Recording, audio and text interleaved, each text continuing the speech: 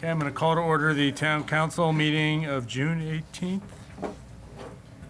Roll call. Councilmember Bailey. Here. Councilmember Beckman. Here. Councilmember Kuhnhart. Present. Vice Mayor Andrews. Here. Mayor Ravazio. Here. If you can please join me in a salute to the flag.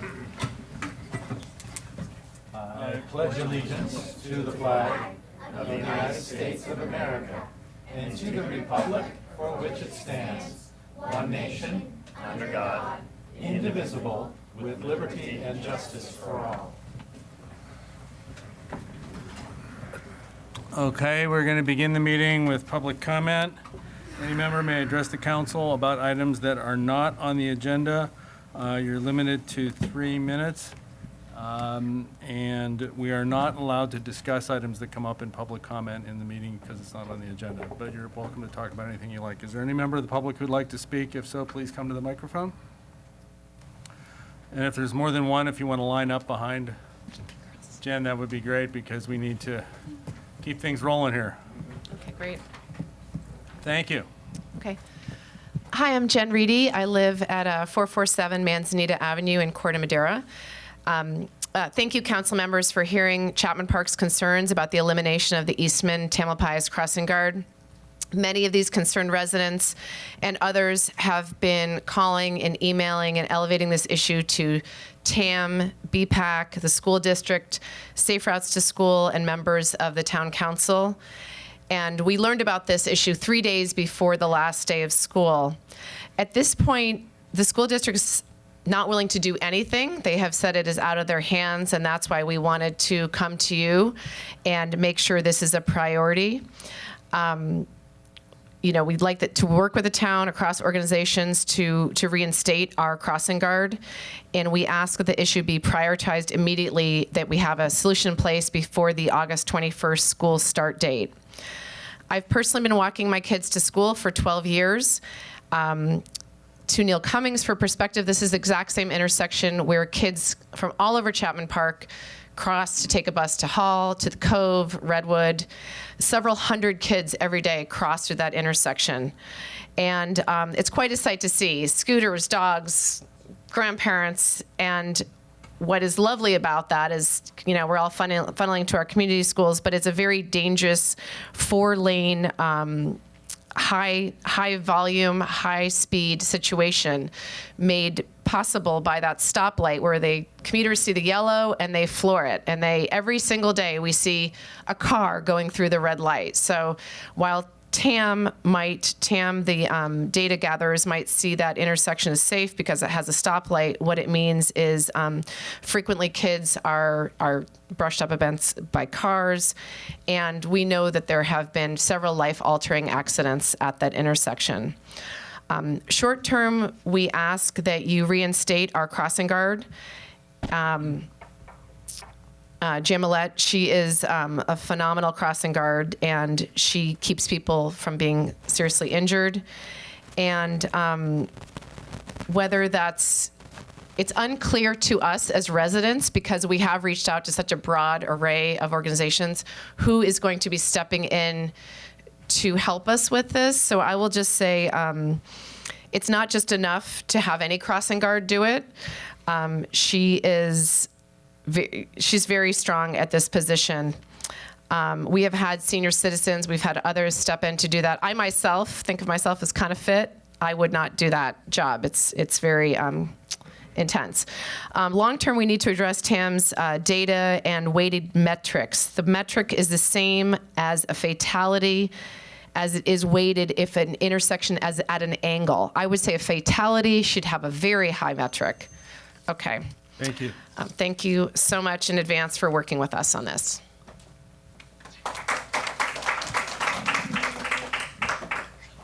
Hello, my name is Tatum Bowie. I'm a former resident of Corte Madera, and I've been walking to school ever since kindergarten through the Chapman intersection. Hi, my name is Georgie Desch, and I've been walking through the Chapman intersection ever since preschool. As you probably know, there was a huge accident in the Chapman intersection. A dog was killed and a woman was severely injured. This could happen any day to a child. Morning or in the afternoon. It could severely injure or kill a child. we need a crossing guard at the Chapman intersection because every day tons of kids walk to school. Our current crossing guard is amazing. She jumps in front of cars every day to save kids' lives, even if it means risking ours.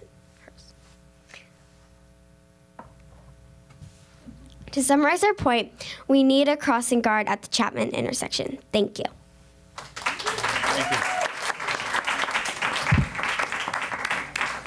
That's a tough act to follow.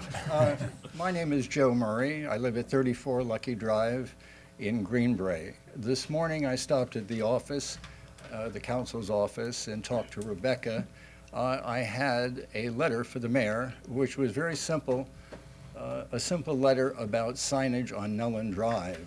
About a year and a half ago, the council, the council passed an ordinance restricting parking on Lucky Drive, and you posted signs, 2 signs, that said no commercial parking or RV parking at any time.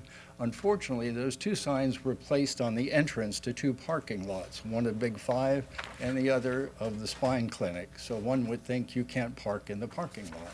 And as a result, no one has observed those signs. So we got together, the residents on Lucky Drive, about a year plus ago. And because Lucky Drive, as you know, is in the county. And for those of you who don't know, Lucky Drive is right behind Big 5. That's Lucky Drive. Right? And Nellen is the street on Big 5. And if you go by there at any time, you'll see a number of automobiles and trucks that are parked there and left there. They're not movable. They're just there all the time. I personally went by and chalked some of them a long time ago. But anyway, so we went to the county, we worked with the county, and they were very helpful. And we got signs posted that said no parking 11 p.m. at night to 5 a.m. in the morning. Now I realize every entity has different ordinances that you have to govern by. But we tried to come up with something that's easy to police. You can't have the police going around and checking if a car was there for 72 hours or not. It's not efficient, and we have better things to do with our police force. So when all is said and done, my message is simple. The residents of Lucky Drive would be here tonight, except Rebecca just said, why don't you show up at the council tonight and talk to everybody? Well, having given many presentations in my lifetime, I always wonder how to close. Well, what I did on Saturday night is I took the pictures that you saw that are attached to the letters that you have, and I also took pictures of Lucky Drive. Rebecca, would you, or could I hand these to you? If you'll see the pictures on Lucky Drive, there's not a truck in sight. It was taken at the same time that I took the pictures that you have attached to that letter, so the signs worked. That afternoon, Officer Mark from Central Marin Police came out, and he tagged the trucks that were there, that had been there. They're big lumber trucks, they're not little trucks. He tagged them, there were 6 of them, 4 of them were gone by the next day. So, if you have time, think about it. You may have to change an ordinance or 2, but the effective way is that signage, no parking at night and until early in the morning. Thank you for serving. Thank you for listening. Thank you very much. Appreciate it. Hello there. Thank you for taking the time to listen to me. I would also like to discuss the crossing guard situation at the intersection down there. I understand that our town has a limited budget, and that the money that would go to the crossing guards down there would be used for something else important. But I believe that we need to prioritize our children's safety, and that without a crossing guard down there, we jeopardize our kids' safety. There have been serious accidents down there that could very well happen to children crossing to go to school without a crossing guard there. I think that the crossing guard we have now is absolutely great. She's wonderful. Sometimes if I don't have school, I walk my sister to school, and she's always there, like with their stop sign and making sure the cars don't cross when they shouldn't. And all in all, I think that we need to prioritize our children's safety, and a good way to do that is by having a crossing guard at that intersection.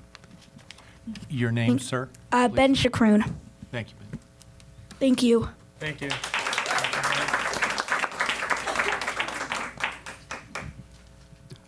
Hi, I'm Gerard Chakroon. That was my son. I appreciate you taking the time to hear us out.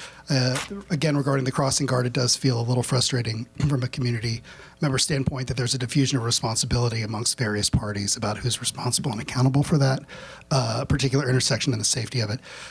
In terms of TAM, the data and the algorithm that has ranked, I think, that intersection 131st is hard to.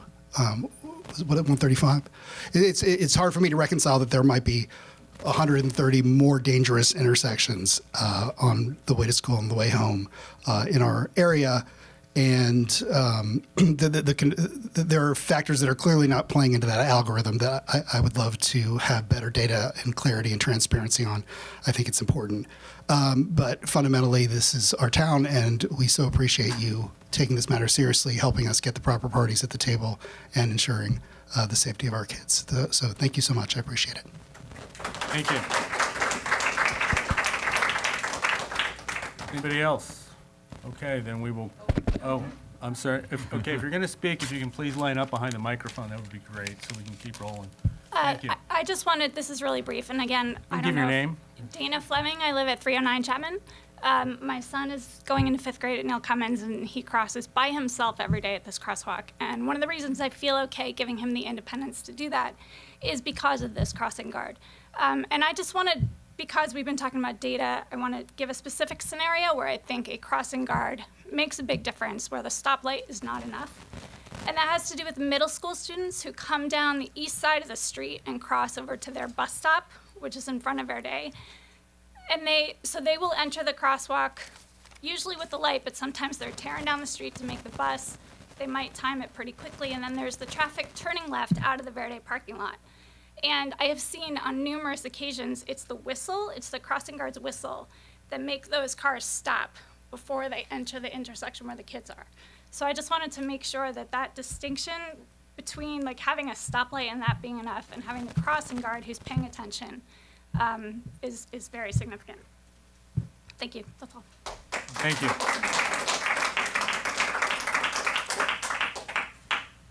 Sorry, I'm late. I live at 240 Sausalito, and I want to speak on the same matter. My kids are going into 6th grade and 4th grade, incredibly, and they cross there on their own on the way home with the crossing guard. And on the way to school, I often go with them.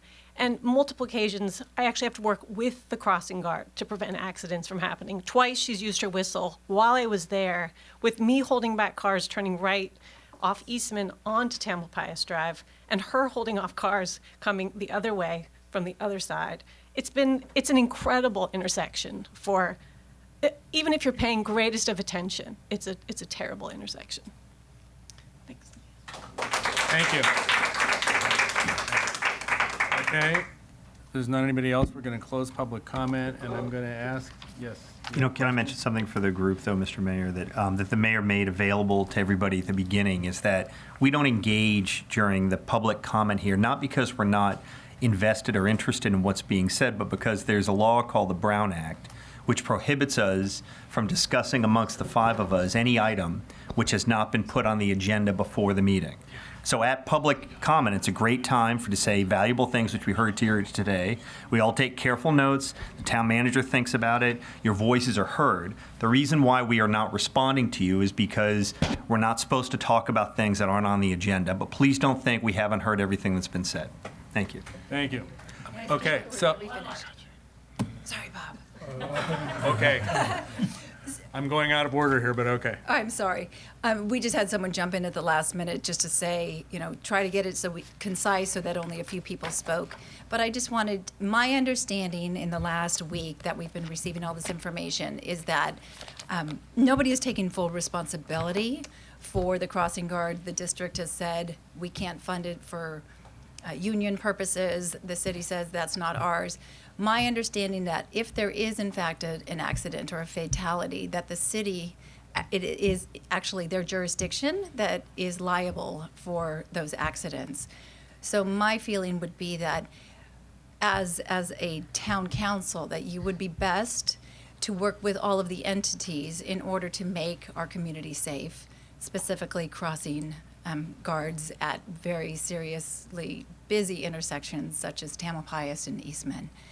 So if you could work together with us, we're all very supportive in working with you and TAM, Public Works, with CHP, with the police, and with the district.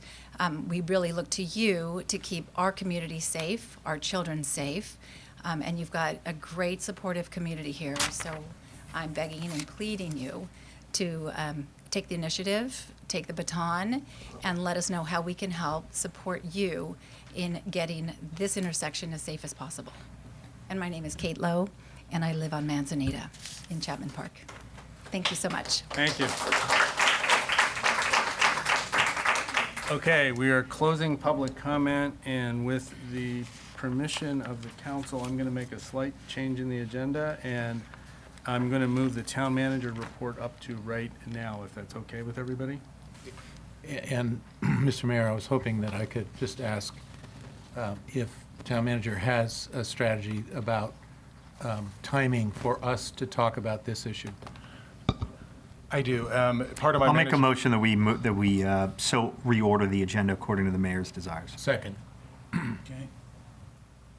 Roll call. Councilmember Bailey? Yes. Councilmember Beckman? Yes. Councilmember Kuhnhart? Yes. Vice Mayor Andrews? Yes. Mayor Ravazio? Yes. Okay, so we're going to go to town manager report. Thank you, Mr. Mayor, members of the council. This was going to be part of my manager report at the end of the meeting. Thank you for allowing me to move it up to the top for the residents that are in the council chambers tonight. First and foremost, I just always want to say to anyone in the community, we always allow 3 minutes for public comment, but I always feel like we failed as staff if you feel like you have to come to a council meeting and you only have 3 minutes to make a comment. As staff, we're here to facilitate and problem solve for you. We're your neighbors. You're welcome to come down anytime and voice your concerns with staff. And this was brought to our attention, actually my attention last Thursday when I saw some of the emails starting to percolate. You have Councilmember David Kuhnhart, who is the representative of the Transportation Authority of Marin. You also have Eli Beckman on our council, who is our liaison with the school district. So, a few things. It's true, the town is not responsible for. We don't fund through our operating budget a crossing guard program. We don't hire people to provide those services. We rely on the Transportation Authority of Marin. We did that countywide to really provide the best services to all of our communities. And I believe there's 160 plus spots. So that's number one. That is really the mechanism that supports the funding, not the control. So for instance, in our area, we're talking about 5 crossing areas that get our kids to Neil Cummins. We have control, we have input feedback where historically Eastman hasn't rated, you've talked about it on the metrics, high enough. But as staff, we've always recognized we've had incidents, we need to support that, and we've pushed for funding, and we'll continue to do that. The school district is also, we have a good partnership with them. I'm surprised that last Thursday is the first I've heard about this because I haven't been part of it as a manager, and I should be. And last year and before, the school district had staff that helped with some of the high-risk areas for some of the crosswalks. They decided recently to cut 2 of those staff members, and what it did is it didn't cut funding through TAM. It actually then went to the evaluation of these 5 sites and which ones are the highest priorities and which ones should we fund through TAM. So hearing all of this, what I recommend to the council, what I recommend to the community in this room is that really we need to go back to what you're saying. Step 1, where we should have talked about this probably 5 months ago at the staff level, the town, when I don't oversee a program, I'm not initiating these conversations, but I absolutely should be part of it with my staff. RJ Suko, he's my senior engineer, he'll be part of it. We'll engage through Councilmember Beckman and Councilmember Kuhnhart with our staff, with the superintendent, with the chair of their board, and then with you all. And we should get a group of us together and start to problem solve it this summer. One, we can have an apples to apples comparison of what are the priority areas that we want crossing guards. That's number one. Let's identify and agree on that. If we have to talk to TAM and we have to make some changes, we can do that at the staff level. If we're falling short on an additional crosswalk, what we always do is we would problem solve and we look at different ways to attack that. Can the town, assist on a one-time basis? Can we do a 50-50 share with the school district? Can we use staff? There's a lot of things that we can talk about and work on. So those are the steps. Those are the steps that I recommend, and that's what we're going to do. So again, it's not pointing fingers. We should all be part of this process, and so that's what we're going to do. That's my update for the council. I don't think it's not helpful at all to point fingers. We've had a lot of new staff members between the school district and the town, and sometimes these things happen, but I feel like we can get in front of it, and it'll be a priority for staff. We'll start making those meeting dates over the next couple weeks. So that's my update. Thank you, Todd. Appreciate it. Okay, presentations. Oh my. Recognition and presentation to outgoing Mayor Bob Ravasio. I guess that's me. Who's that? Staff must be doing this. Can I say one thing before you do it? Is that okay? I'm allowed to do that, right? Yes. Okay. It's on the agenda. It's on the agenda, that's right. I just want to first off say thank you to the town council a year ago for naming me and electing me mayor. I was coming off a terrible bike crash. And, excuse me. Were you hit by a car? Yeah, I was hit by a car. And it was pretty bad. And you guys placed a lot of faith in me, and I hope I've delivered on it, so thank you. I also want to say thank you to the town staff. I have been on the council since 2007. And this is the best staff we've ever had, far and away, top to bottom. You guys are amazing. You make this job so much easier and so much more fun, and I just want to say thank you. And we are so lucky to have these guys. Thank you.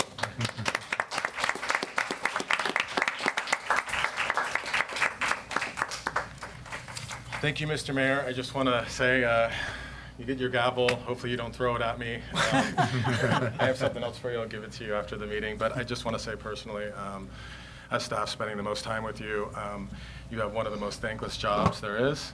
But you do it just so amazingly, and you're just so thoughtful in your approach and your high expectation of us, but really just solving the problems of the community. I just appreciate you so much of how much you support us. And really how important it is to be a public servant and what it means. And I've really appreciated working with you this past year as the mayor, and so thank you for everything that you do. You're amazing. Thank you very much. Thank you. And Thank as the person who put your name forward to be mayor 1 year ago, you have not let me down. It made me proud. Thank you. Thank you. Oh, my. Thank you very much. Appreciate it. Thank you. Okay, we are now going to move on to the consent calendar. The purpose is to group items together which are routine or have been discussed previously and do not require further discussion. They will be approved by a single motion. Any member of the council, staff, or the public may request removal of an item for discussion. Scheduling of the items will be at the discretion of the mayor and town council. Who would like to remove an item? It looks like Jim Andrews would. 4G, the minutes, I would request that they be pulled and tabled until the next meeting. Okay, I guess we can do that. Pull and table until the next meeting. Okay, Teresa says yes.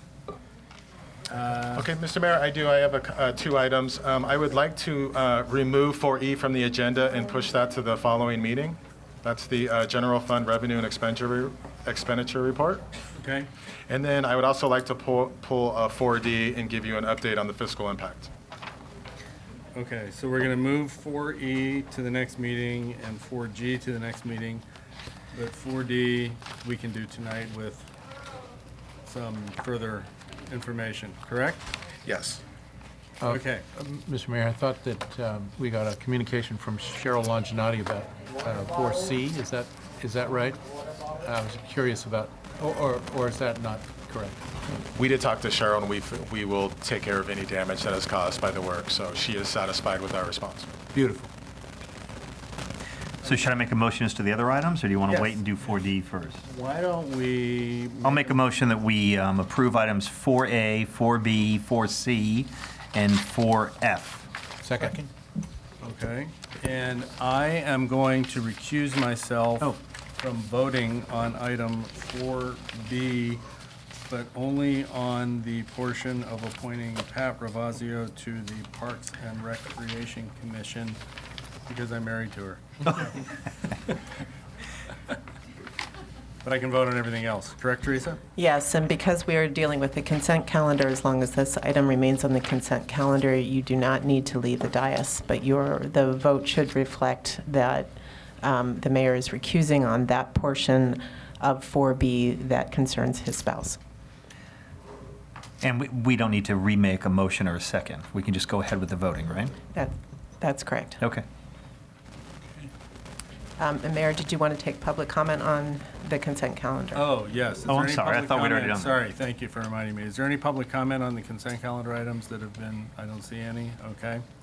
So then we can now entertain a motion to approve items 4A, 4B, 4C, and 4F. Councilmember Bailey? Yes. Councilmember Beckman? Yes. Councilmember Kuhnhart? Yes. Vice Mayor Andrews? Yes. Mayor Ravazio? Yes, except for the 4B item I mentioned, on which I'm recusing myself. Okay, so now we can move on to 4D. Todd? Thank you, Mr. Mayor, members of the council. I want to turn it over to our acting town engineer, RJ Suko, who has an update on the fiscal impact. And I think you have a revised copy at the dais. Thank you, council. So all the background discussion and recommended actions remain the same. The construction estimate was increased from $750,000 up to $1 million. There was a slight adjustment to the contingency of $25,000 as a result. In addition, we found additional revenues and resulted in a net out-of-pocket of local funds of $0. So slight increase in overall costs, but out-of-pocket significantly less. Okay, thank you. This is the kind of leverage we like. Any questions from the council? Is there any public comment on that item? Okay, then. I'll make a motion, we approve item 4D. Second. Councilmember Bailey? Yes. Councilmember Beckman? Yes. Councilmember Kuhnhart? Yes. Vice Mayor Andrews? Yes. Mayor Ravazio? Yes. Okay, item 5A, consideration and possible adoption of resolution number 21/2019, increasing by 4.06% the maximum rates that may be charged for the delivery of solid waste collection and recycling services by Mill Valley Refuse. Thank you, Mr. Mayor, members of the council. I will keep my presentation short. Jim Averoni is here from Mill Valley Refuse, should you have any questions, and if he would like to present anything further. Jim did attend a previous council meeting to talk about the single stream and the dual stream, the differences and where we're headed. The recommendation in the staff report is to consider the dual stream, and you'll see the additional 4% increase with that. Some conversations and questions from last year when we've discussed this item and over the last couple of weeks with the council and the community have involved where are we in consideration of the other agencies within Mill Valley Refuge's sphere of influence within the county, the pros and cons of the dual stream, the single stream, and also the differences of our flat rate, our hill rate, and the Christmas tree hill rate, and why it's like that. And so I wanted to touch on that. Also, there have been some questions in the past of the franchise fees. And so I wanted to start there. So the town receives receives $850,000 annually in franchise fees. Different agencies handle it differently. As an example, Larkspur, their franchise fees are about $580,000, but they also have street impact fees of about $560,000. Mill Valley, I believe their franchise fees are about $1.3 million, but they also have about $144,000 in additional fees for the street impact, the impact of the trucks on the roads. How the town has always considered that as staff, and I think the council of the past is really, the franchise fee covers that.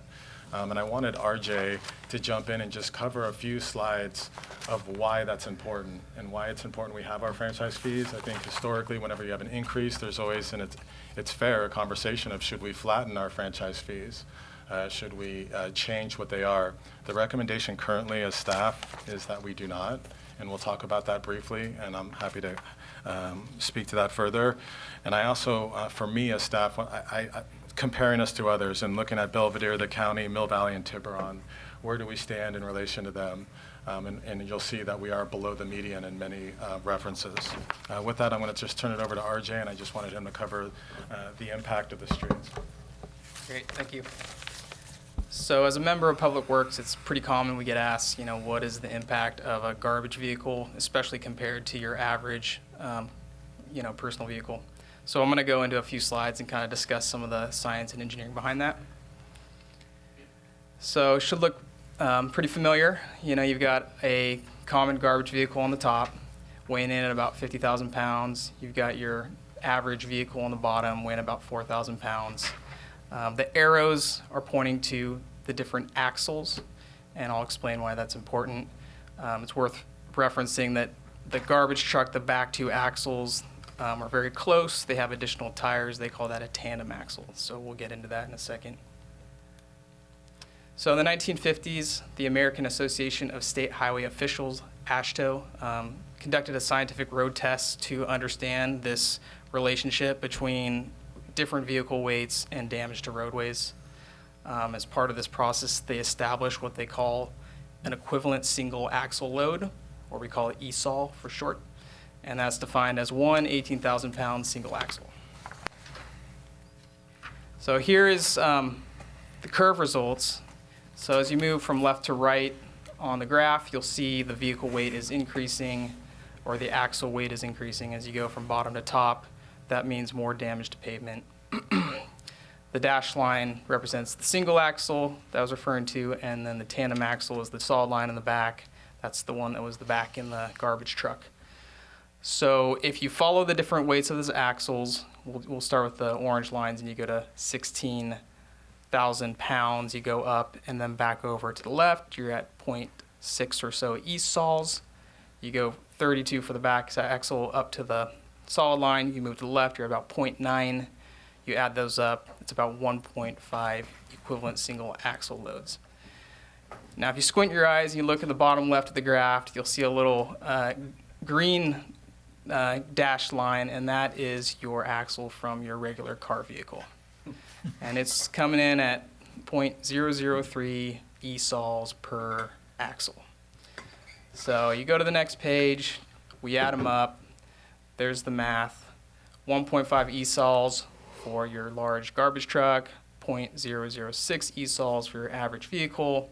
So one garbage truck is approximately 2,500 vehicles. So there you have it. That's technical. He's an engineer. So I don't feel like I did a good job explaining this last year, and I just wanted to start here of just the trucks have a huge impact to our roads. Now, let's talk about where the franchise fees come. So we receive about $850,000 annually. That goes to our general fund, our operating budget. That pays for personnel. Currently, we budget about $1.3 million for our public works engineering team that delivers the paving program, our infrastructure. About $900,000 to $1 million of that, $900,000 to $1 million of that is specifically to issues like this. It's our engineers, our staffing. And so if you wanted to follow the money of how important it is, that's how you would do it. That's the justification. That's where I land with it is important that we have franchise fees. It is true that with this increase, our franchise fees, we would receive an additional $30,000 in revenue. But again, if you follow the money within our budget, it is really dedicated as revenue to come in and then to move forward and cover our public works engineering team. That's the first piece. The second piece relates to, we've had a couple good questions, and I think a lot of people have asked why the different rates. And so if you move to page 4 and 5 of the staff report, you can see the differences. It depends on the geography, and Jim is here and can certainly jump in here. But it depends on geography. So Belvedere is unique. They decided a few years ago to go to a flat rate and really combined the flat rate and the hill rate into one as a community. But Mill Valley, Tiburon, and Corte Madera in the county are very similar, and we have uniqueness of flatlands and hillsides. And then we also have Christmas Tree Hill, which causes problems of its own. And so when you think geography, Christmas Tree Hill is very narrow, it's very steep. We can't get our bigger trucks, once you reach the water tower, the halfway point, you have to use smaller trucks to go up and get the garbage and even other items, city services, and then bring them back down. And so there's a few extra steps, and Jim, again, can jump in there and touch on that.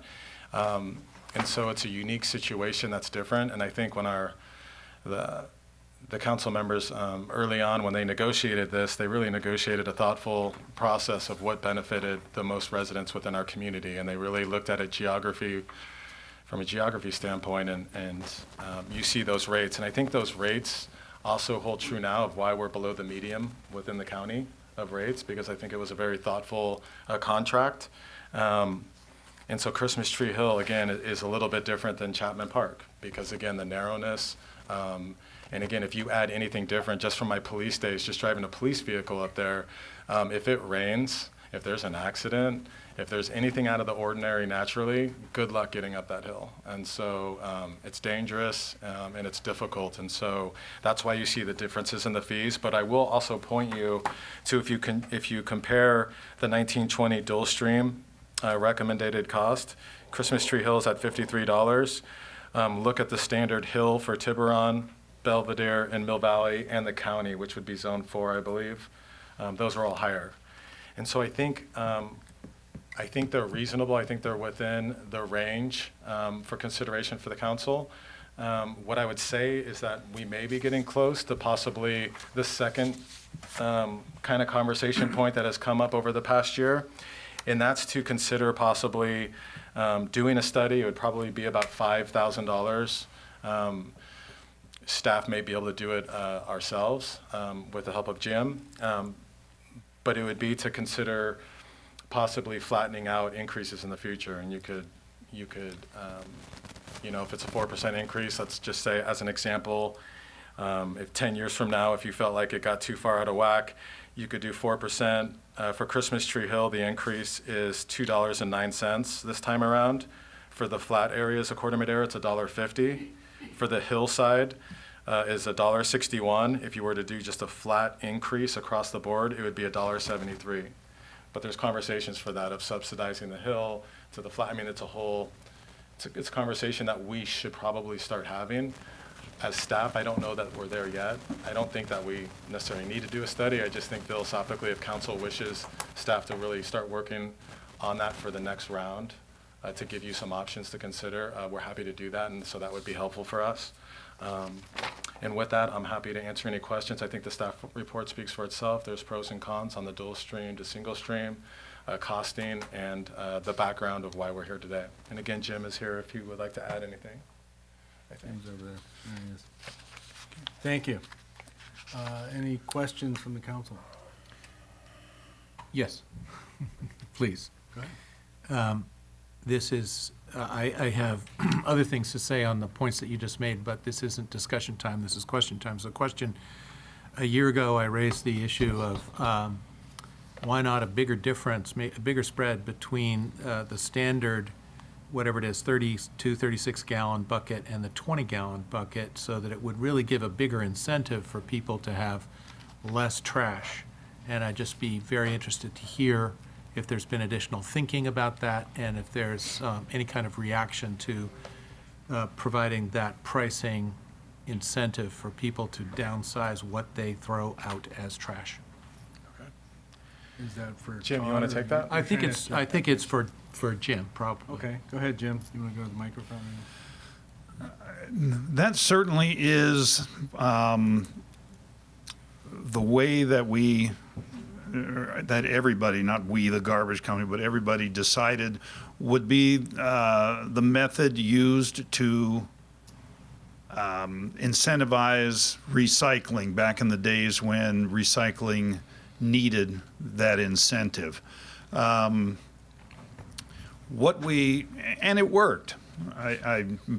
It definitely worked. People went from multiple cans down to single cans, and from larger cans down to smaller cans. And when we started recycling way back when, there was no such thing as a 20-gallon can, and now there is. So all of that worked. except for the fact that what we have today is a recycling stream that is very much contaminated. And what has happened is that some people, or in some cases, the smaller cans get filled and people end up putting questionable items and sometimes even garbage into the recycling.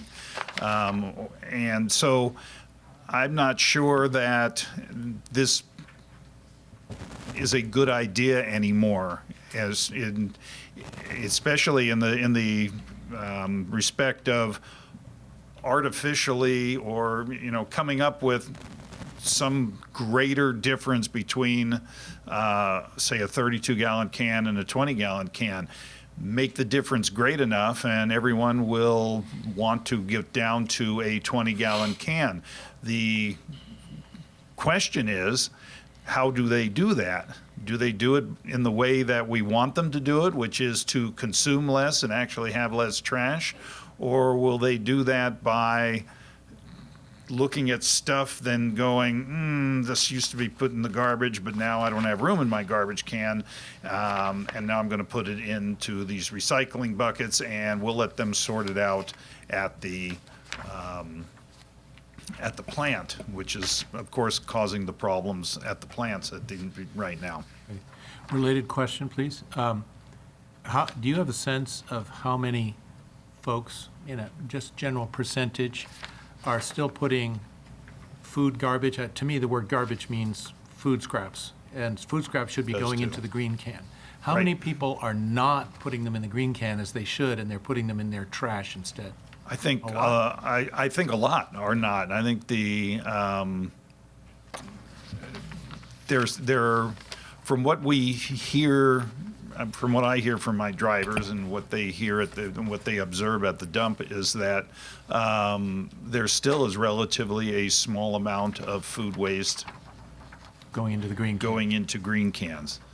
Of course, that's about to change, or at least there is a law aimed at changing it that goes into effect in 2022, where people are essentially going to have to put their food waste into the green cans, and this law includes enforcement of that by requiring jurisdictions like yourselves to conduct audits of the trash routes.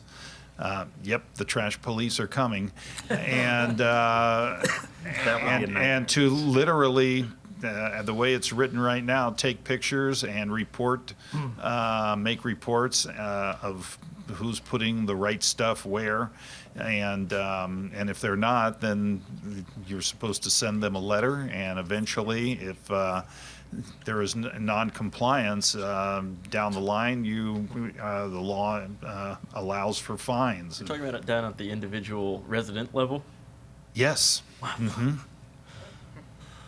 Yeah, a lot of people don't really realize that's coming, but we've been looking at it for a while now, and the Cal Recycle has just finished what is going to be the last set of rule-making changes. There's I think a 15-day period which started something like yesterday for final input on that subject. This has been going on for over a year and a half, and now they've gotten down to where they almost have all the rules written. But not something I have not seen change in those rules is the route auditing.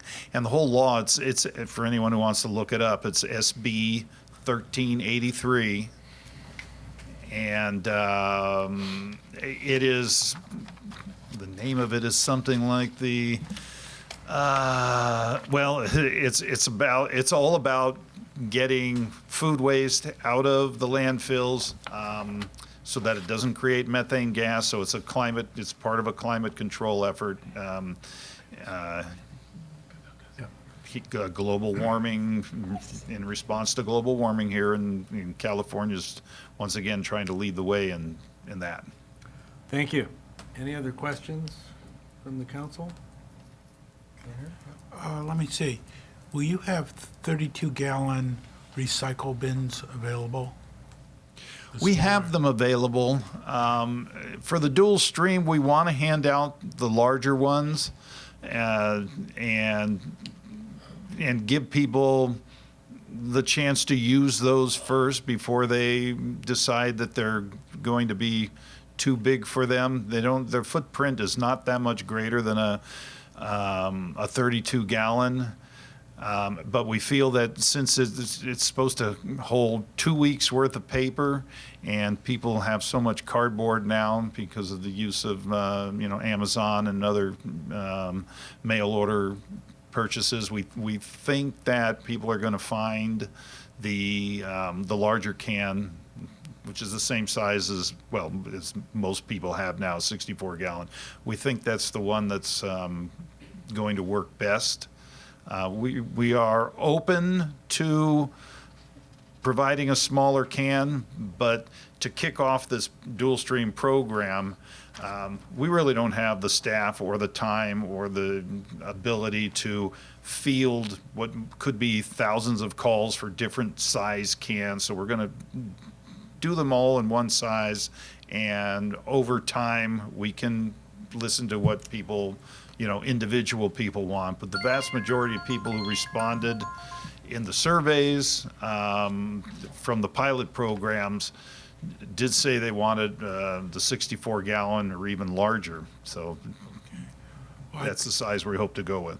I currently have a large brown can, which I use for paper, but for the plastic bottles and stuff, I'd get the smaller can and just drag them both out if I forget which week I'm supposed to be hauling them out. Yeah. And I assume you'd empty one or the other depending on which week it's supposed to be. Mm-hmm. Okay. Yeah, I thought that little bucket that we handed out would have been big enough during the pilot program for people's cans and bottles, judging, I thought, from my own thoughts about which would take up the most space. And I was surprised a little bit when I did the route audits to find that they were big enough for some people, but there were a lot of people who were bringing out spare garbage cans full of cans and bottles after 2 weeks. So we're going with what we think the majority will work best for the majority, and we will work on tailoring it to individual people's needs and desires as we go along. But to get things started, we want to go with the larger can. Thank you. But if we have an existing can, you wouldn't come in and swap that out or anything, would you? Well, the plan is you keep your existing can, and we're going to give you another one. Oh, okay. That's the plan. Yeah, you'll have two. One for paper and one for containers, cans, bottles, and plastic. Oh, okay. Good enough. Thank you. Any other questions? Okay, no other questions from council, then we will open this up for public comment. Is there a member of the public, any members of the public who wish to speak? Can you give your name? That would be great. Dr. George, give your name. George Topa, outgoing mayor, council members. Personally, I'm opposed to the increase, and I think there should be a 20% reduction in the rates, because I think Mill Valley Refuse, which is entitled to make a profit, needs to think a lot differently than they have been. I recall they were going to spend over $200,000 because we had to have blue recycling bins, right?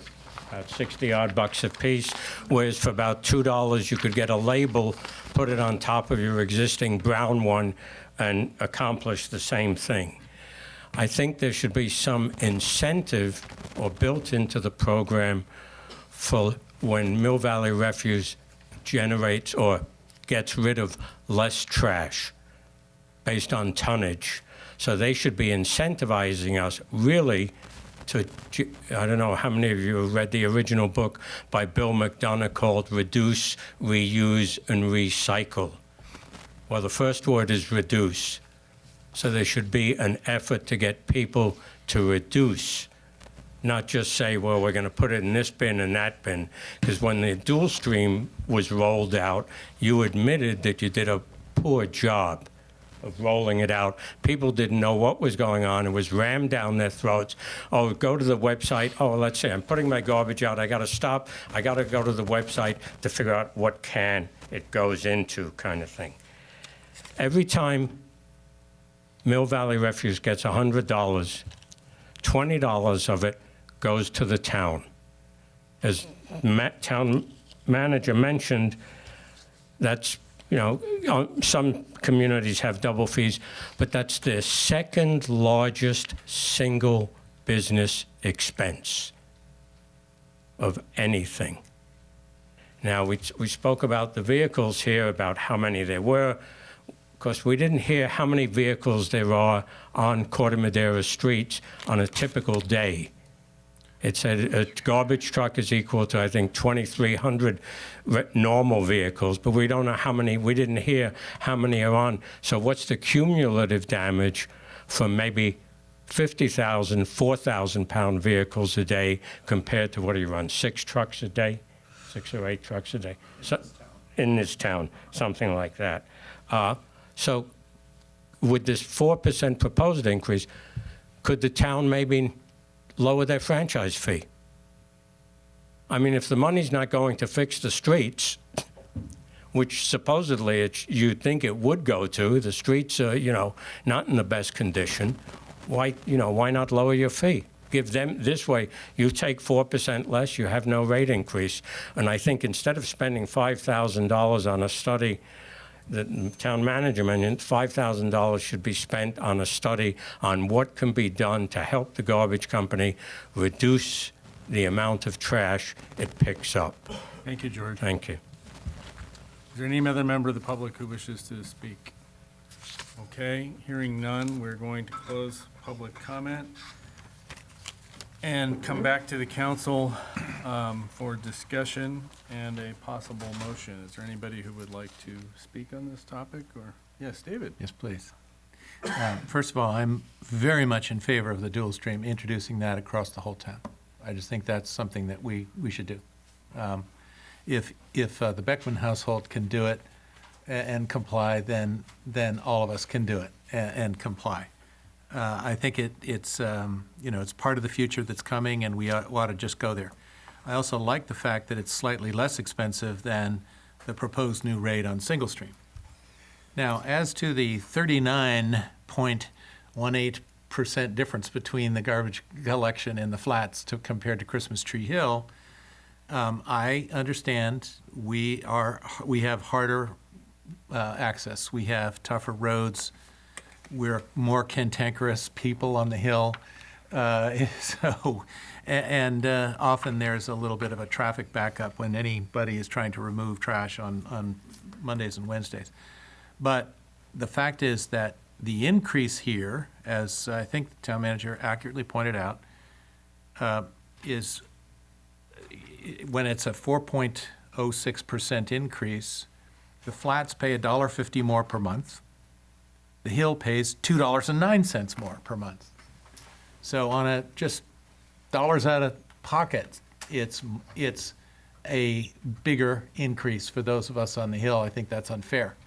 I don't know why we don't have a single sort of $1.50 more for everybody, flat $1.50 more. It doesn't mean we're flattening the rates between the hills and the flats. I acknowledge that there is probably more cost and expense to go up Christmas Tree Hill with those big vehicles and smaller. But why not just make it a $1.75 increase for every household in the town? More fair. We preserve a pretty big difference between the two, but it's more fair. So that's my thought. That's my reaction. Any other comments or discussion from council members on this topic? I have one comment, if I may. Yes, of course. Thank you. I would just like to say that I think that presentations like the one that RJ just gave are gold. Because from my own personal experience as a resident of 26 years, it's very easy to look at a really complex problem and say, why don't they just fix it? Or it's easy to look at a pothole and say, why don't they just fix it? Or look at, these franchise fees that we're paying and say, why don't they just bring it down? When in reality, it's not as if the town of Corte Madera went up to MVRS and said, hey, we want a 20% cut or something like that. There's calculations that go into all this stuff. So I just think it's so helpful to get this kind of information that takes it from being an arbitrary or abstract thing and actually shows us how we arrived at the situation that we're in. So I just want to thank you for this. I mean, this was, I think, going above and beyond and really helpful. Thank you. Any other comments or discussion on this? I will just mention, this was negotiated 10 years ago? Yeah, I was on the council when it was negotiated, and I remember John Dupar and Michael Lappert coming to the meeting and bragging about the fact that they had gotten a better deal than anybody in the whole county from Mill Valley Refuse, and that it was the best contract ever. And looking at the rates, you can see that we actually do have lower rates. I just wanted to bring that up and say the contract has been in effect for 10 years, I guess. So, any other comments, or is there a possible motion or discussion? I'll make a motion we adopt resolution number 21/2019 approving solid waste collection rates for 2019-2020. Second. We have a motion and a second. No further discussion of what I suggested. Leveling or making it an equal dollar increase that would protect Mill Valley Refuse for their income, but make it a little bit more equal. Next year. That's what I was told last year. I mean, if we're serious about saying, let's consider this next year, and let's put it in the agenda, let's ask Mill Valley Refuse to put it into their numbers and work it, I would be happy. Any further discussion on this? Because we have a motion, so we're discussing the motion, right, Teresa? That's correct? It sounds to me, since you have a motion and a second, that unless there is a friendly amendment that is accepted, you would need to move forward with taking a vote on the motion. If the motion, Move forward with taking a vote. yes, Okay. unless there is a friendly amendment to that motion, that would be accepted by the person who constructed the motion. Okay. So is there a friendly amendment to that motion? We don't know whether we're going to have an increase proposed next year, so that the idea that I'm actually saying is acceptable is not necessarily real. I think the amendment that perhaps maybe you're asking for is to, and it would be up to Councilmember Bailey to decide whether to accept this, would be to move to accept the resolution with the additional language that when this matter comes back the next time for a rate increase, that the staff run the numbers so that there would be a flat increase across town, so that the increase is the same across town, not that the overall rate remain the same. That would satisfy me, if anybody else is on board. I'm not sure you got that right, Teresa. I don't think that the resolution ought to be modified in any way. I'm attempting to help the council member craft a friendly resolution proposal. I'm not suggesting whether it should be accepted. No, you're missing my point, though. I don't mind the idea of bringing back for a future meeting, considering whether we ought to look at these rates. I don't think it's appropriate at this time to propose a changed language to the resolution. So I think that would require all kinds. Direction to staff is what you're suggesting. Yes, Yeah. I don't mind, after we make the motion, which is I've already moved and been seconded, and frankly waiting for the vote, to afterwards give direction to staff to consider these things the next time it comes up before us. But I don't think it's appropriate to modify the motion in that way. Okay. I think that answers the question then, doesn't it? Okay, so then we're taking a vote, right? I have witnessed this direction. I will not forget. Councilmember Bailey? Yes. Councilmember Beckman? Yes. Councilmember Kuhnhart? Yes. Vice Mayor Andrews? Yes. Mayor Ravazio? Yes. Okay, so And 5A. do we need to Give direction to staff. give direction to staff? And by Please the way- consider this next time By around. the way, we just approved the dual streaming for 100% of the town, as well as the change rate, Yes. right? Yeah, that's part of the resolution, Yep. yes. And the instruction to staff would be, next time this comes back, would be equal dollar amount Yeah. across town, Yeah. increase, or equal percentage, so that the council at that time could decide? Yes, that's how I understand it. I'll give you multiple options. Okay, thank you. 5B, adopt resolution number 22/2019 and 23/2019, approving the Corte Madera operating budget and capital budget. Daria. Thank you. Good evening, Town Council.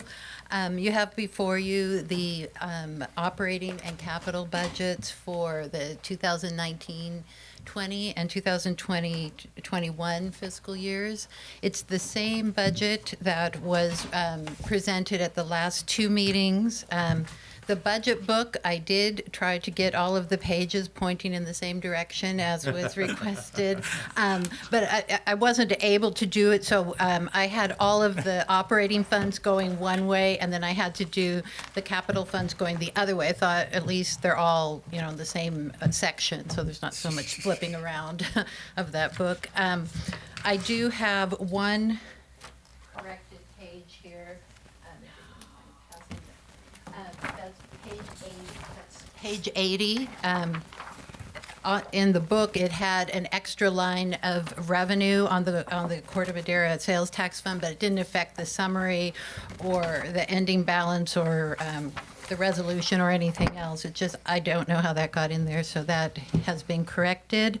The operating budget for 2019-20, the general fund, has a surplus of about $382,000. The following year has about $8,500.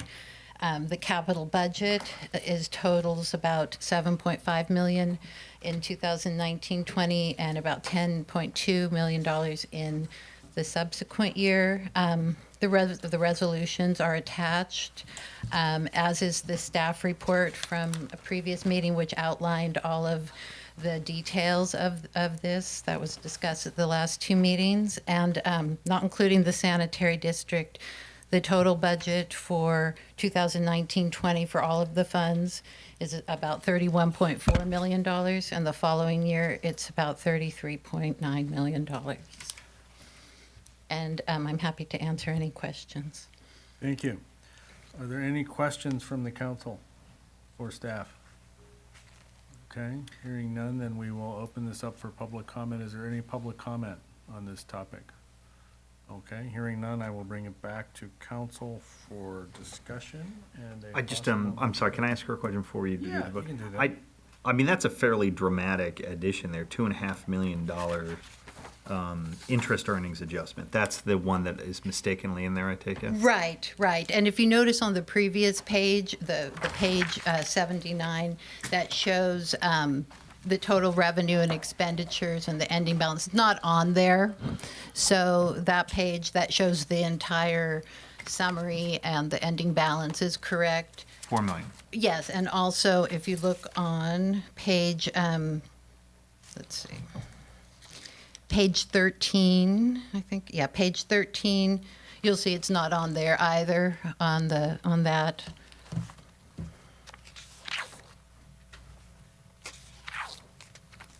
Well, I mean, what's it from? Do we know? Just an error. I think, I don't know. I think it was linked to another spreadsheet and it got in there by mistake. Okay. I mean, it doesn't belong there. I don't have a problem with it. It just was a significant enough Yes, number. I'm I sorry. wanted to. Yeah, yes. $2.5 million is. Yes. Okay, if anybody wants to discuss it, fine. I feel like we've been over this in some detail at multiple meetings, so I'll make the motion unless somebody wants to say something. All right, I will move then that we adopt the attached resolutions. Do we have to do this in multiple motions or two? Let me look at it Can we again. do one motion for both resolutions? Teresa? There's only one resolution, I think, There's right? two. Oh, there's two. We should do them separately since they're separate. Okay. I will make a, Resolution 22. 2019. Well, why don't you go ahead and do it, Jim? I'm a half step behind you. I'm moving resolution number 22/2019, approving the Corte Madera 2019-2020 operating budget. Second. Councilmember Bailey? Yes. Councilmember Beckman? Yes. Councilmember Kuhnhart? Yes. Vice Mayor Andrews? Yes. Mayor Ravazio? Yes. Okay, second motion. I'd like to move resolution 23/2019, a resolution approving the Corte Madera 2020/2021 operating and capital budget work plan. Second. Councilmember Bailey? Yes. Councilmember Beckman? Yes. Councilmember Kuhnhart? Yes. Vice Mayor Andrews? Yes. Mayor Ravazio? Yes. Okay, moving on, item 5C, resolution number 24/2019, establishing the Town of Corte Madera appropriation limit for 2019-20.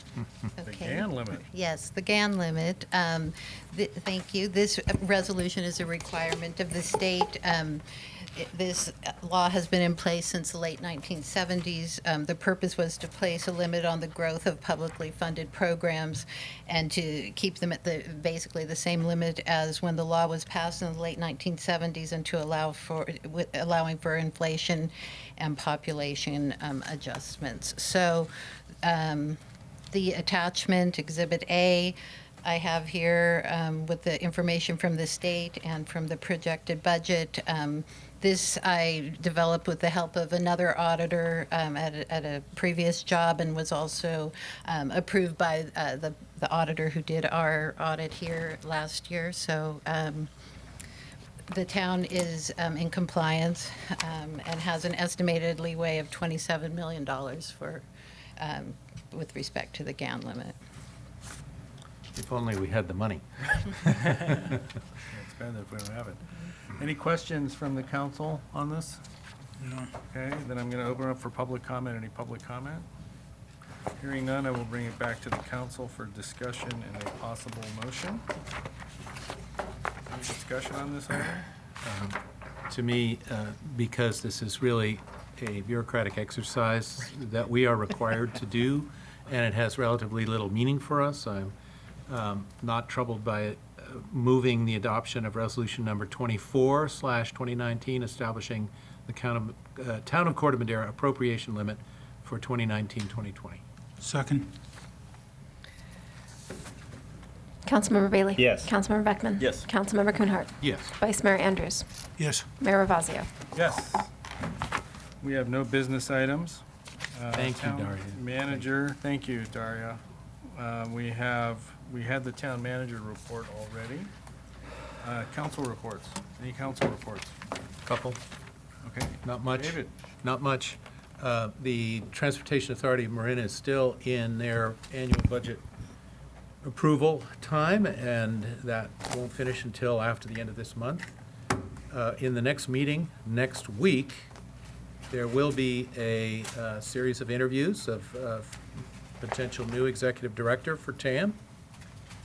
I have, just so as you know, I have, in the budget discussion and the background talk with staff about clarifying and advocating strengthening of the TAM support for electric vehicle transition. And I'm very happy to see that the actual market and the actual registration of electric vehicles is up by 13% in our county. Is very nifty and impressive. The Safe Routes to School is essentially off for the summer, but this issue of the crossing guards is, near and dear to their hearts, and I expect to be having additional conversations with town staff and with some of those neighbors about that. Welcome school participation in those conversations if that's called for. I think there's a little bit of leeway for solutions. And only one other thing, not on the town's budget at all. I attended this last weekend a annual meeting of the Citizens Climate Lobby in Washington, D.C. and Lobby Day on climate action. Is this a council assignment? It is not a council You know, assignment. I'm going to just ask you, this is for town council reports. Yes. For town council assignments. I don't want anybody to be embarrassed that I went on my own dime to Washington. Nobody's embarrassed. It's just, we have an agenda and we have a process, and I just want to try to make sure we stick to it, David. I apologize, sorry. Okay, town council reports, yes. Well, Eli, did you have something? Eli has something. Yes. Go ahead. Thank you, Mr. Mayor. I attended the ABAG General Assembly in Oakland. That was a wonderful time. They adopted their budget and work plan. It was riveting. It was thrilling. The How long a discussion meeting is that, Eli? Just curious. It was like 3 hours, I think. Jesus. How long was the actual business meeting? Well, it was tough to tell like where the actual business meeting kind of bled into, because they had like a panel discussion afterwards, but it was about some of the same stuff, and it was very amorphous. But I stuck it out. It was, and so I attended that. Take There one was- for the team there, Eli. One thing that was really interesting to me was that there's no mention of CASA. So I was looking through their budget and their work plan. There's nothing about CASA. And I realized that that's because CASA is basically over, this whole CASA compact thing. So it's all just about how much of it is translated into bills in the legislature now. So that's kind of where we're at with the whole CASA compact thing, is we're now watching how much of it comes through as legislation. So that was ABAG. CMSA, the board decided to go with a 1,065 kilowatt cogeneration engine. So we are going to build this new cogeneration engine that will allow us to produce more renewable energy from biogas, which is very exciting. I reported in my last meeting on CMSA that we did have that unfortunate catastrophic failure of our current cogen engine. We have identified a way to move forward and repair that in as quick and cost-effective a manner as possible. So that is, I would say, a mitigated catastrophe now, so that's good. Things are not as bad as they initially looked, so we're happy about that. And then the last thing is that I had a really nice check-in with, I'm the liaison to the Corte Madera Larkspur School District. I had a nice check-in with my counterpart on the school board there. We discussed the crossing guard issue, so I was glad to see that come up tonight, and I'm looking forward to seeing how that progresses.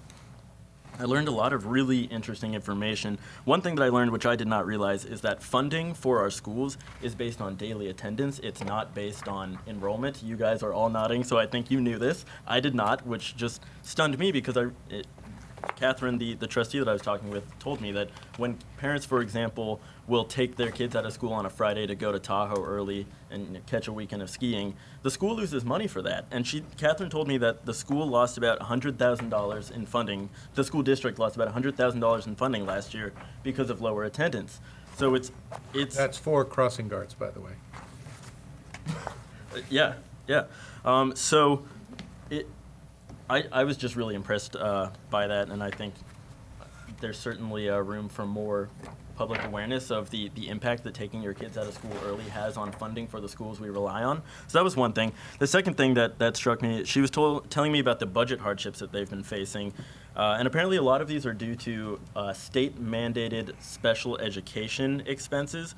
So she was telling me that the school district made about $1 million in cuts last year. One special ed student being added to the school district can cost $200,000 a year. And she was telling me that if you have 1 or 2 special ed students transferred into your district because of state machinations, that can wipe out your entire reserves. So I didn't realize that. And of course, special education it's a spectrum, so it goes everything from speech therapy to something much more intensive. So there's a spectrum there, but I was just struck by what a burden the sort of special education program is on school funding, and I'm thinking that we should probably follow up with our state senator and state assembly member to see if there's something that can be done to kind of alleviate that, because it just seems ridiculous, this burden that's being put on the school system that we all rely on. And one last thing is, she mentioned to me that the special education population at our schools is growing, but the rest of the population at our schools is declining. So it's, I think, all part of this sort of systemic undermining of the public education system that I think it's going to take a real concerted effort at all levels of government to reverse. That is my report. Thank you. Thank you. Down here. No reports. No report from Sean. Jim. I have one report. On June 8th and 9th, I went over to the Cove School to observe the chipper days that they held over there. First, it was hotter than hell. Okay. They had 4 people there, plus Marla, who's our, I guess, resilience coordinator. and they proceeded to fill 6 debris boxes, the 20-yard debris boxes, to the top with debris. And then I guess, what was it, yesterday and maybe over the weekend, they've done Chapman Meadows, which is along there, and they got another, I'm guessing, I'm not certain how much they hauled out there. I think it was like 245 tons. That was the number I saw too, yeah, it was Yeah, crazy. so Insane. they have moved a lot Yes. of debris out of the hills. There have been a lot of pulls from streets up on Christmas Tree Hill, too. Great. Anything else? That's it. Okay. I do not have any reports. Review of draft agenda, item 8A. Are there any comments, input on the agenda for our next meeting, which is July 2nd?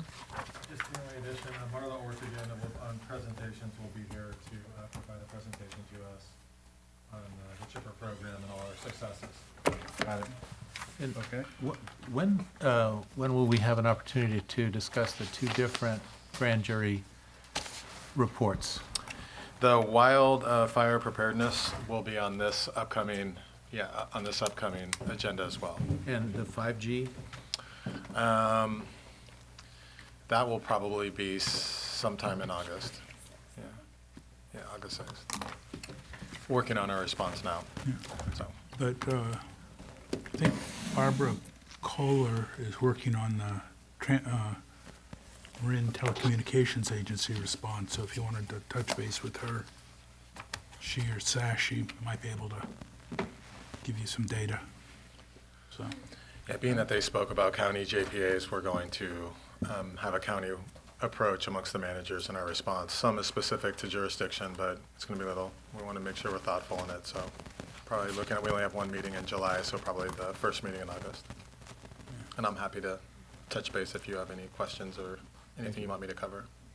Okay. Thank you. The next item is the reorganization of the town council, and in a mad grab for power, I'm going to ask that this be moved into the sanitary district agenda, and then we just go ahead with the sanitary district meeting at the request of the assistant town manager. Is that still what you want to do? Recess the town council meeting. Oh, I have to recess the town council meeting. I had that word written here, I couldn't remember why. Okay, so we're going to recess the town council meeting, right? And we are going to move into the sanitary district meeting, right? Correct.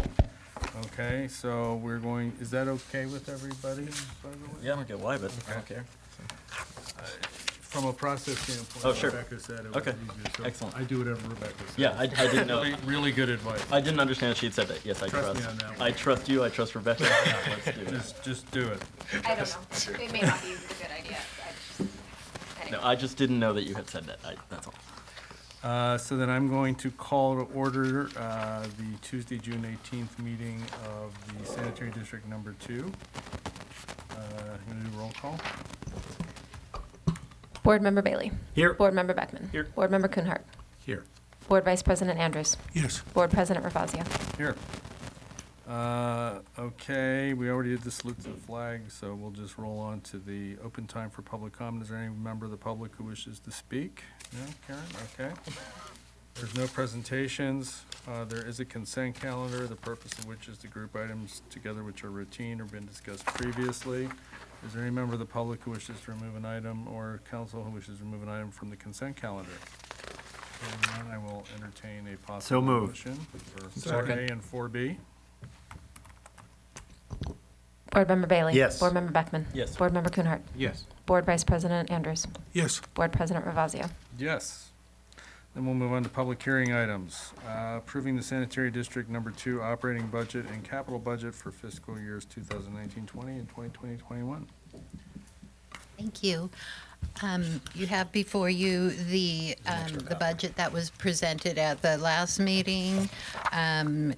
One one item I'd like to bring up is the maintenance question that was asked last time, the pump station maintenance, the $800,000, about why it was increasing. The Public Works Director and I were able to meet with staff from CMSA, and we're told when they adopted their final budget, that line item will actually be $480,000. So when we revise our budget, that will be changed. Where, please, Daria? On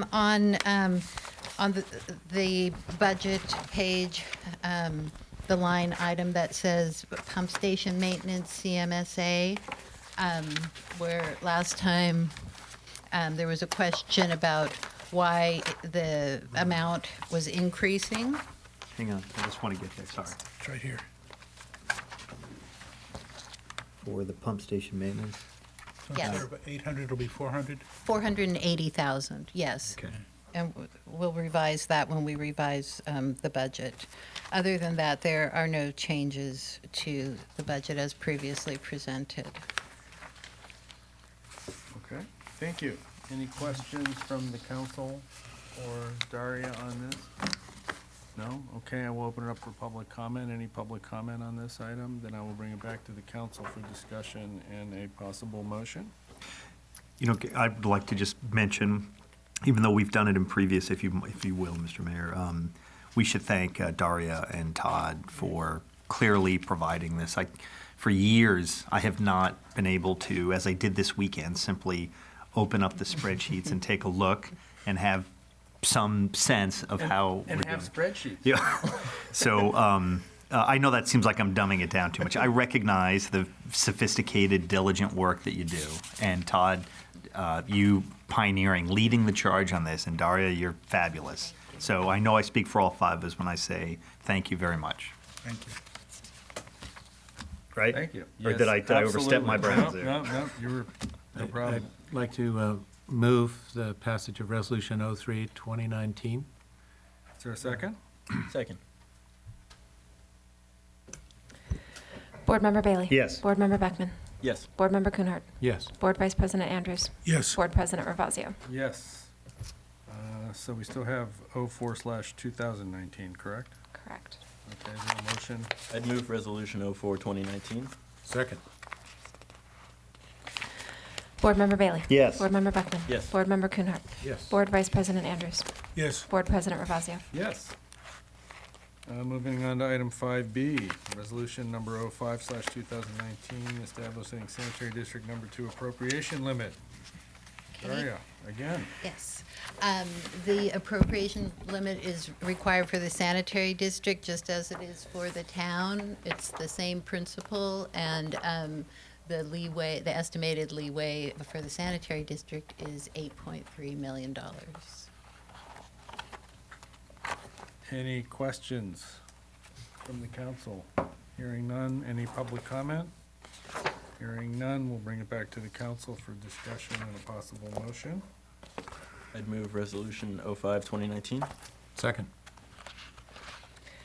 Board Member Bailey? Yes. Board Member Beckman? Yes. Board Member Kuhnhart? Yes. Board Vice President Andrews? Yes. Board President Ravazio? Yes. Item 6A, award of the contract for the 2019 sewer rehab project. Staff. I don't know who's doing this. Did you get promoted just so Peter doesn't have to come to the meeting? Is that what happened? He's out of the country. Oh, no so- way. Yeah, Nice. Peter went on That's- Peter's like in Norway or something. So on June 6th, we opened bids for this project. We got 6 bidders, which is great competition for a project in the $2+ million range. They were all right around engineer's estimate, or at least the low bidder. We got an experienced contractor, and so we definitely want to recommend award to Majora and Gelati in the amount of $2,344,600. Okay, thank you. Any questions? Did you get for any, staff on this? did you get any feedback from KJ Woods about why they were such outliers? We did not.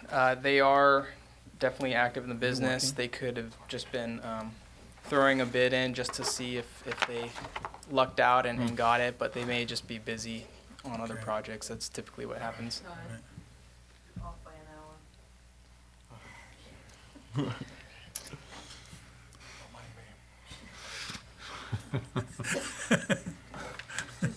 Okay.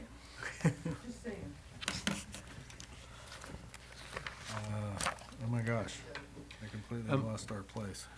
RJ, could you just briefly describe the scope of this? Sure. $2+ million contract? Yeah, absolutely. So it's sewer rehab work that is going in advance of a number of paving projects. So the paving project that you approved for advertise, it'll go and repair all the sewer main lines that are in need of it. It'll also repair sewer rehab mains for Tamla Vista for next year, and also Council Crest and Meadow Ridge. So those are some future paving projects. And it'll reduce overall inflow and infiltration, which will reduce rainwater and groundwater into the sewer system, which then at times can inundate our treatment plants, such as CMSA. And when you have peak flows in the winter, sometimes the treatment plants can't keep up, and then you have partially treated water entering the bay. So This is exclusively sanitary sewer? this is sanitary sewer mains. We'll also be taking on the lower laterals, which is the portion from the main to about the sidewalk boundary, and we'll be preparing that for the various property owners as part of the new private sewer lateral ordinance. Thank you. Yeah. Okay. Any other questions? Okay, we're gonna roll to, wait, Jim has one. Oakdale and Sausalito, and is that the area that was worked on last summer and fall, or is it, have you moved down a couple of blocks? I'm sorry, which street? I'm thinking of Bob's neighborhood, Oakdale and so on. Correct. So it's the portion of, there's the map. So you've got I couldn't really read the Oakdale from Eastman to Sausalito, and then it kind of makes a jog and goes to the cul-de-sac, which is to the east. Let's see if there's a pointer, but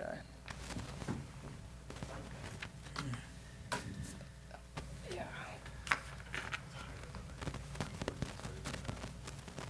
The screen will absorb that light. Okay. So Bob is. So, yeah, these streets last year had PG&E doing a bunch of upgrades to their, I believe it was gas services. We'll be paving those this summer after the sewer rehab project comes through. And so at the end, you'll have all upgraded facilities and on those roads. Yeah, some of the residents there were sort of at the end of their tether after the length of work that was being done on their houses, and every time they tried to pull out of their driveway, somebody had parked a steamroller right next to the driveway so they couldn't see. Yeah. So hopefully this will be done more efficiently and expeditiously. Yeah, That's correct, and they usually came and knocked on my door. Okay. Well, they found my door too. It's a lot of work, so there certainly will be the, inconvenience that goes with construction. But the contractor is very experienced, so I think, as far as construction projects go, we're in good hands. Okay. Okay. Anything else on this topic? Any public comment? No public comment. Okay, then I'm going to bring back to the council for discussion and a possible vote, but I need to recuse myself because this is directly in front of my home. Oh. And I actually need to leave the room, correct? Okay. God, I'm going to lose my place and hang on, let me just. Okay, so I'm gonna leave the room, and Jim, you're All right. in charge. Jim, can I say something? Okay. So I don't have any, I'm totally content to be awarded to whomever, but I do have a question for you. It has to do with the wording of this. And Teresa, you may want to weigh in here on this a little bit. So I'm totally content that you've done whatever your due diligence is, that this is the right contract for the right dollar figure. My only question is, in the recommended action, what we theoretically are doing is authorizing the district manager. I take it that's Todd, right? Peter. Peter? Okay, authorizing Peter to enter into, and then it says the contract, not a contract, but the contract. So if we have a specific document, which is probably part of the bid package, I would appreciate it if you attach that in the future to what we are authorizing. I'm content with your background and experience in Peter's, that you're looking at the right things, protecting the town, and hopefully our town attorney has reviewed these things and it makes sense. But if we're doing more than simply authorizing in a general way that the chief executive of this entity, the district manager, to do this, great. If we're going a step further and we're authorizing the specific contract, I would like to see that document.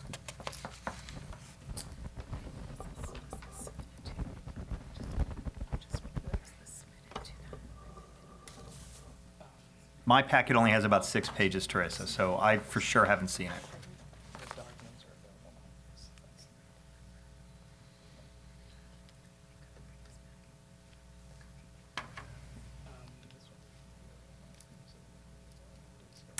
I actually have a solution to this, if you'd like, is that I'll make, unless you guys have something else you want to volunteer, I'll make a motion that we award the contract to the lowest responsible and, and theoretically responsive and responsible bidder, Maggiore, is that how it's pronounced? And Gelati of San Rafael for the base bid amount of $2,344,606, and authorize the district manager to enter into an appropriate contract in accordance with the public bidding law on behalf of the district. Second. Okay.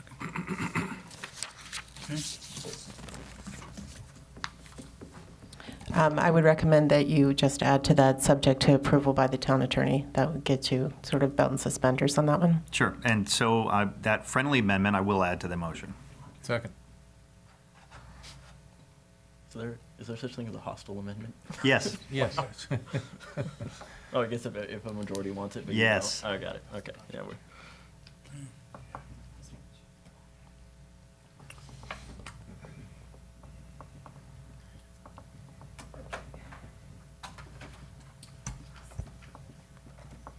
Board Member Bailey? Yes. Board Member Beckman? Yes. Board Member Kuhnhart? Yes. Board Vice President Andrews? Yes. And Board President Ravazio?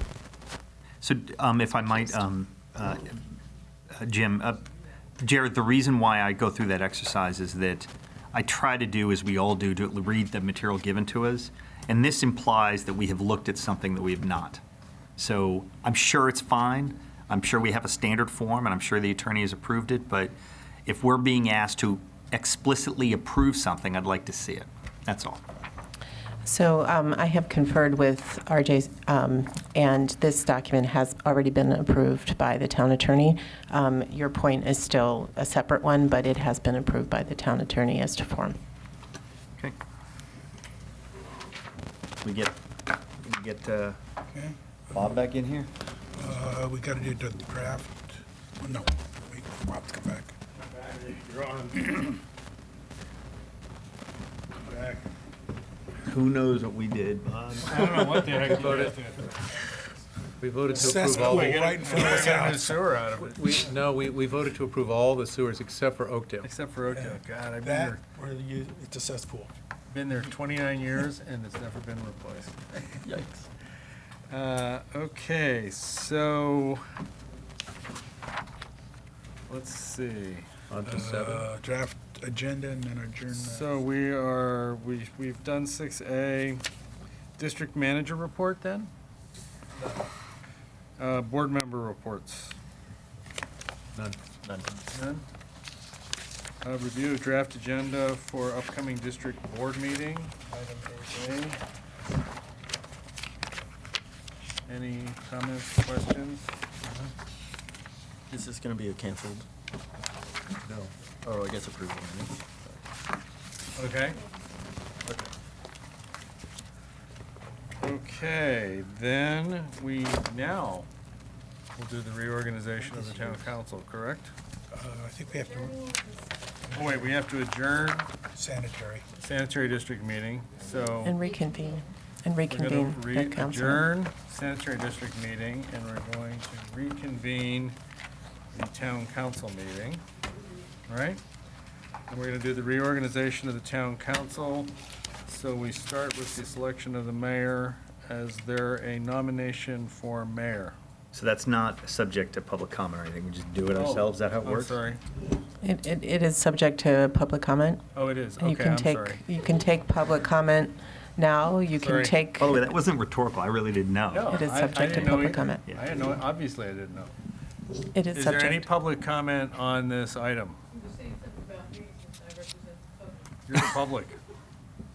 Okay, hearing none, then I will bring it back to the council for a possible motion. I'll make a motion that we nominate the famous Jim Andrews as our next mayor for the proud town of Corte Madera. Second.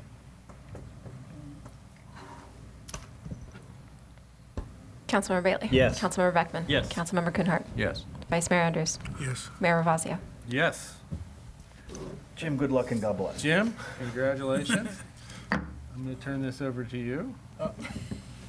And the meeting goes to Jim Okay. now at this point too, right?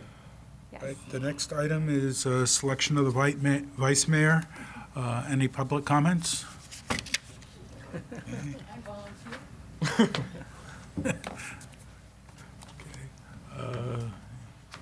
Any comments from fellow council members? I would move that we nominate Eli Beckman as vice mayor. Second? Okay, now how do I do this? Councilmember Bailey? Yes. Councilmember Beckman? Yes. Councilmember Kuhnhart? Yes. We don't have a vice mayor. Councilmember Ravazio? Yes. Mayor Andrews? Yes, thank you. Sorry, that was. Good luck, Eli. Thank you. Good luck, gentlemen. Good. You can adjourn the meeting if you'd like, Adjourn the Jim. meeting. This meeting's adjourned. Good night and good luck. Thank you. Good luck, gentlemen.